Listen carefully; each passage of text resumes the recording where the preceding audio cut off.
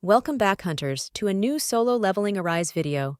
In this video, we'll talk about Yoo Soohyun, if she's worth pulling for, where she ranks compared to other DPS units in the game, and how to build and play her.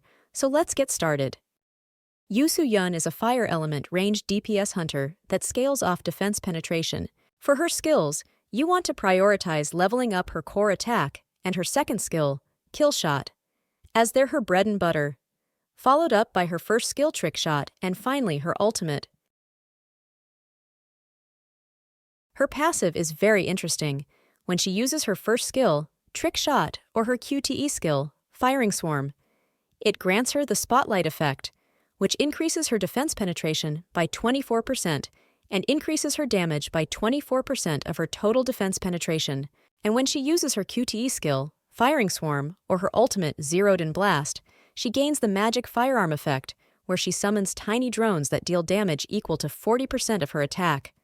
Also, when her drones hit a target, they inflict the magic reaction effect, which increases the fire damage taken by that target by 1%, stacking up to a maximum of 20%. Okay, that was a lot to digest. To sum it all up, when you swap to her using the QTE skill, she gets her drones, which lets you do more fire damage and increase your defense penetration. Alright, now moving on to her advancements. At Advancement Tier 1, when kill shot hits an enemy, it activates her core attack and increases its damage by 30%. And when her core attack hits an enemy, resets the cooldown of kill shot and changes it to Hellfire, increasing her damage by 30% and summons her drones. This is a great point to stop as a free-to-play player. Advancement Tier 2 increases her defense penetration by 10%. Advancement Tier 3 increases her attack by 24% when trick shot is used. Advancement Tier 4 increases attack by 12%, and Advancement Tier 5 makes her broken, by increasing the damage of kill shot and Hellfire by 4% based on how many stacks of magic reaction is on the target, up to a maximum of 80%.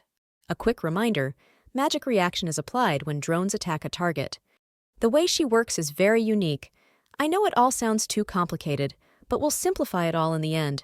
So don't worry about all the technicalities and subscribe to our channel to increase your power level in-game by a gazillion points. For her artifacts, the armed set works great on her, providing her with more attack and ignores 15% of the enemy's defense. However, a great alternative would be the solid foundation set to increase her core attack damage even farther, or the toughness set, as it never hurts to have more critical hit rate and critical hit damage. For her accessories, the concentration of firepower set works best for me as it provides more skill damage and faster cooldown time for skills. However, a great alternative would be the executioner set, as it provides more raw damage.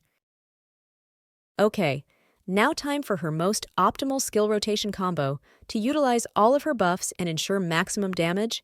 You start off by using her first skill, Trick Shot, to activate her Spotlight passive, followed up by her second skill, Kill Shot, and a core attack, then Hellfire. You want to try and maintain having all of her buffs up by consistently using Trick Shot, and by using her Kill Shot, Core Attack, Hellfire combo. This marks the end of our video. If you stayed this long, drop us a like, and let us know in the comments section below what kind of artifacts you would use on her. Until next time, stay safe, hunters.